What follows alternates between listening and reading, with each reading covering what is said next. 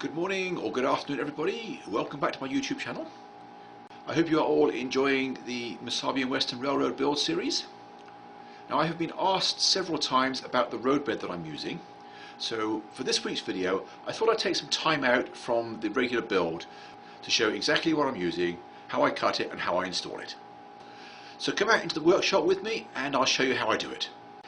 Be sure to watch out for the unexpected photobomb. For roadbed I am using this black foam rubber. It comes in various thicknesses. This is 1/8 inch, which I use in most places, with 1/4 inch for the main line.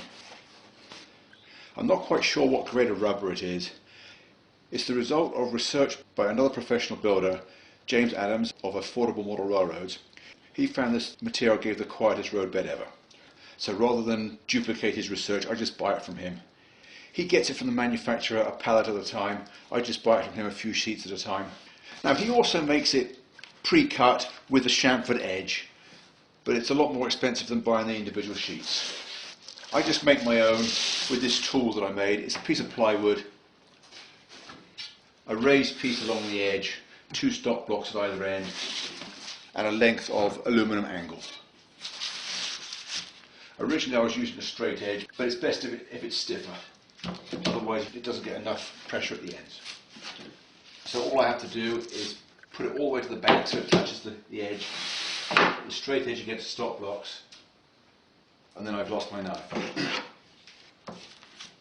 And then I just cut it with an ordinary craft knife.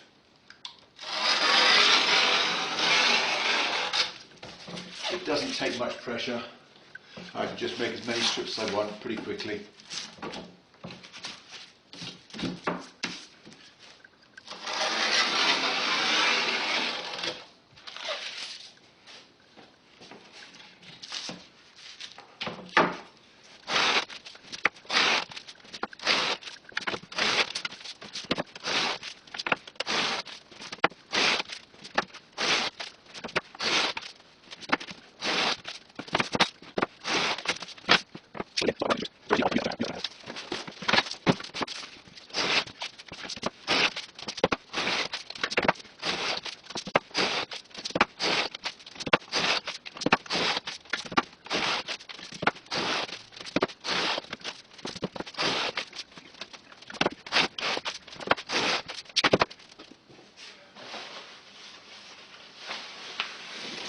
And then in just a few minutes I have a nice big pile of roadbed pieces.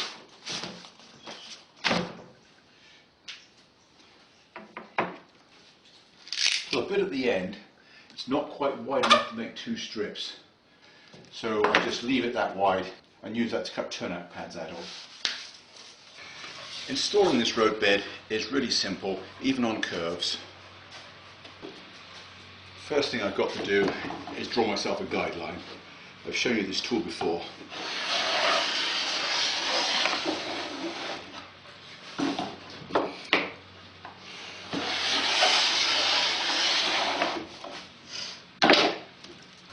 And now, after figuring out how far the piece reaches, I just lay a single thick bead of carpenter's glue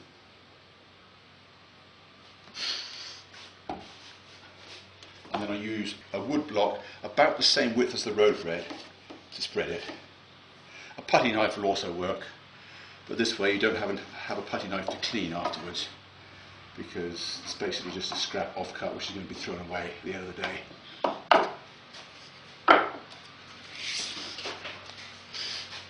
I line the end up with the previous piece, push down the first few inches. And on curves, we'll want to try to straighten out at the ends. The easiest way to hold it is with ordinary masking tape. Just tape it down where it needs to go, joining it to the last piece. And then I just line it up with the line that I drew earlier, making sure I don't stretch it, because if I stretch it, it will then try to cut the corner.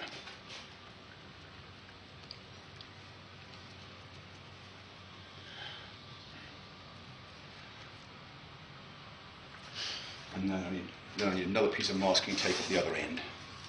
I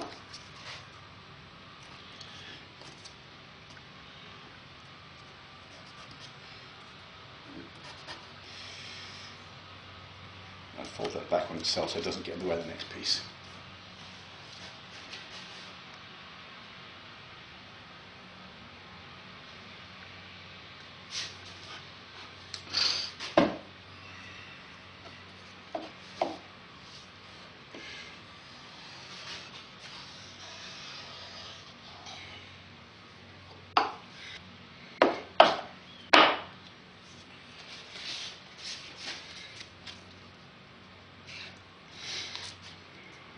And normally I just go straight over the benchwork joints and then come back later and cut it with a knife once the glue is dry. This one ran long, which is why it got trimmed off beforehand.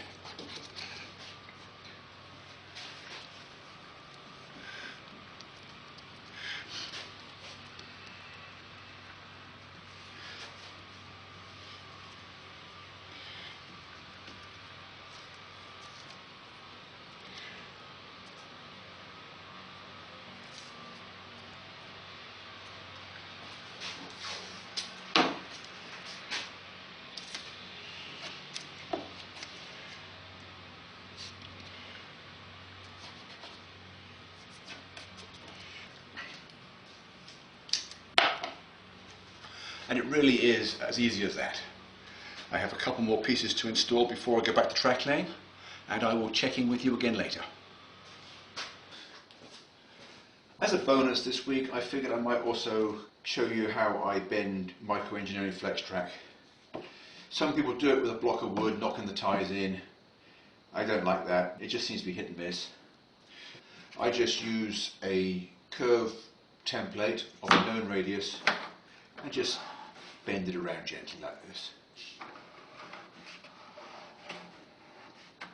I found that I need to start with a template about 2 inches smaller in radius than what I want the curve to end up with, because as you can see it does spring back out slightly. I'll do one more.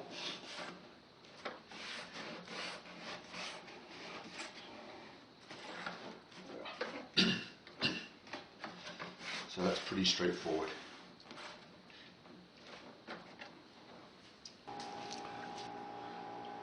Well, that's all for this week.